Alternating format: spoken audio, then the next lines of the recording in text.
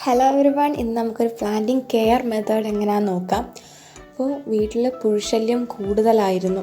പുഴു ചെടികളുടെ മണ്ട മൊത്തത്തിൽ തിന്ന്, സത്യം പറഞ്ഞാൽ ഈ പുഴുവിനെ ഞാൻ ലൈഫിൽ ആദ്യമായിട്ടാണ് കാണുന്നത്. നമ്മൾ മിസ്റ്റർ ബീൻ്റെ കാർട്ടൂണിൽ മിസ്റ്റർ ബീൻ്റെ തണ്ണിമത്തൻ തിന്ന് നശിപ്പിക്കുന്ന ഒരു പുഴു കാണിക്കാറില്ലേ, അതേ പുഴുവാണ് സംഭവം.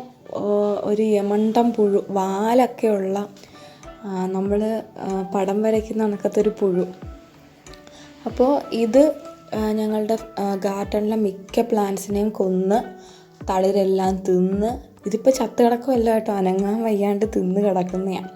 അപ്പോൾ ഇതിനൊരു പോംവഴി കണ്ടുപിടിക്കാനായിട്ട് ഒരുപാട് ശ്രമിച്ച് വിജയിച്ചപ്പോൾ ഇത് വീഡിയോ ചെയ്തിടണമെന്ന് തോന്നി. അങ്ങനെ ഞാൻ കാണിക്കുകയാണ്. ഇത് ഹൈ സ്പീഡ് എനർജി ടോണിക്കാണ് ഉണ്ടാക്കാൻ പോകുന്നത്. അപ്പോൾ അതിന് വേണ്ടിയിട്ട് നമുക്ക് ഒരു ഗ്ലാസ് ജാറാണ് വേണ്ടത്. പ്ലാസ്റ്റിക്കിൻ്റെ ജാർ എടുക്കരുത്. അച്ചാറോ എന്തെങ്കിലുമൊക്കെ വാങ്ങിക്കുമ്പോൾ ഇട്ട് വയ്ക്കുന്ന കണക്കത്തെ ഗ്ലാസ് ജാറാണ്. അപ്പോൾ ഫസ്റ്റ് ലെയറിന് ആവശ്യമായിട്ടുള്ളത് ഗാർലിക് പീലാണ്. അപ്പോൾ ഗാർലിക് പീല് തന്നെ എടുക്കണം. ഗാർലിക്കിൻ്റെ മറ്റ് വേസ്റ്റസ് ഒന്നും എടുക്കാൻ പാടില്ല. അപ്പോൾ ഗാർലിക് പീൽ ഇട്ടതിന് ശേഷം പിന്നീട് എടുക്കുന്നത്, ഇത് ഓപ്ഷണലാണ്, മാംഗോ പീൽ ഉണ്ടെങ്കിൽ മാത്രം എടുത്താൽ മതി. അപ്പോൾ എന്തുകൊണ്ട് നല്ലത് മാംഗോ പീലാണ്, കാരണം ഇതിന് ഡിറ്റർജൻറ്റ് പ്രോപ്പർട്ടി ഉണ്ട്. അതുകൊണ്ട് തന്നെ മറ്റ് ഫ്ലൈസ് അതൊന്നും നമ്മുടെ പ്ലാന്റിൻ്റെ റൂട്ടിലോ സ്റ്റെമ്മിലോ ഒന്നും അറ്റാക്ക് ചെയ്യാതിരിക്കാൻ സഹായിക്കും. പിന്നെ ഉള്ളത് ബനാന പീലാണ്. ബനാന പീലിൽ നിറച്ച് പൊട്ടാസ്യവും നിറച്ച് മാഗ്നീഷ്യവും ഒക്കെ ഉള്ളതുകൊണ്ട് തന്നെ അത് പ്ലാന്റ് ഗ്രോത്തിൻ്റെയും പ്ലാന്റിൻ്റെ ഫ്ലവറിങ് കപ്പാസിറ്റിയും ഒരുപാട് മടങ്ങ് ഇൻക്രീസ് ചെയ്യും.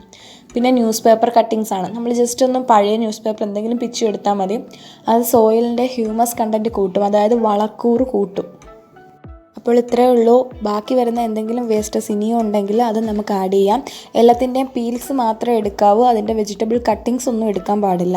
പിന്നീട് വാട്ടർ ആഡ് ചെയ്യുക. വാട്ടർ ആഡ് ചെയ്യുമ്പോഴത്തേക്ക് വെള്ളം കൂടിപ്പോകാതിരിക്കാൻ ശ്രമിക്കുക. കൂടിപ്പോയാൽ നമുക്ക് കറക്റ്റ് ആ ഒരു ടോണിക്ക് കിട്ടത്തില്ല. പിന്നീട് എന്തെങ്കിലും ഉപയോഗിച്ചിട്ട് ഇതുപോലെ നല്ല ടൈറ്റായിട്ട് അടച്ച് സൂക്ഷിക്കണം. ഈ ഉള്ളിയുടെയൊക്കെ വേസ്റ്റ് ഇടുന്ന സമയത്ത് ഉള്ളിയുടെ പീല് മാത്രമേ എടുക്കാവൂ. ഇതിൻ്റെ ഈ ഒരു പച്ചയുള്ള ഒരു ഭാഗം എടുക്കാൻ പാടില്ല, ലിക്വിഡിൻ്റെ ടോക്സിസിറ്റി കൂട്ടും. അതുകൊണ്ട് ഈ പീൽസ് മാത്രമേ സെലക്ട് ചെയ്യാവൂ. അപ്പോൾ ഒരു ദിവസത്തെ വെജിറ്റബിളിൻ്റെ വേസ്റ്റസ് മാത്രം കളക്ട് ചെയ്ത് അടച്ച് സൂക്ഷിക്കുക. പിന്നീടൊരു 3 ദിവസം കഴിയുമ്പോഴേക്കും ഇതുപോലെ വെള്ളം താഴെയും ഇതിൻ്റെ പീൽസ് എല്ലാം മുകളിലായിട്ട് മാറുകയും ചെയ്യും. അപ്പോൾ ഒരാഴ്ച കഴിഞ്ഞതിന് ശേഷം വേണമെങ്കിൽ നമുക്ക് ഈ വെള്ളം യൂസ് ചെയ്യാം. ഞാൻ ശരിക്കും 2 ആഴ്ച കഴിഞ്ഞിട്ടാണ് എടുക്കാൻ പോകുന്നത്. അപ്പോൾ അത്രയും ടൈം ഡ്യൂറേഷൻ വരുന്നത് കൊണ്ട് തന്നെ കൂടുതൽ വീര്യമുള്ള നമുക്കൊരു ലിക്വിഡ് കിട്ടും.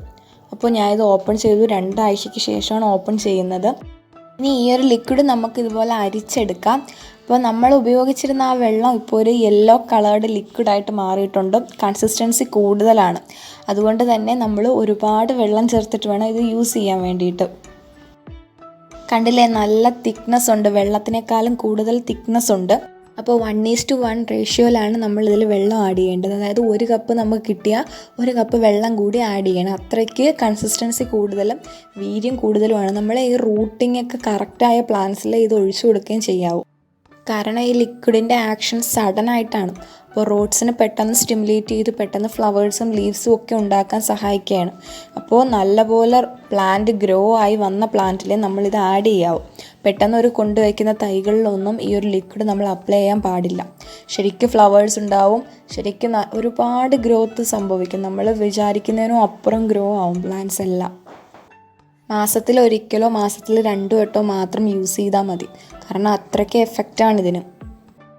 നമ്മുടെ വീട്ടിൽ നിന്ന് കിട്ടുന്ന വെറും തുച്ഛമായ സാധനങ്ങൾ വെച്ചിട്ടാണ് ഈ ഒരു ലിക്വിഡ് നമ്മൾ ഉണ്ടാക്കിയെടുക്കുന്നത്.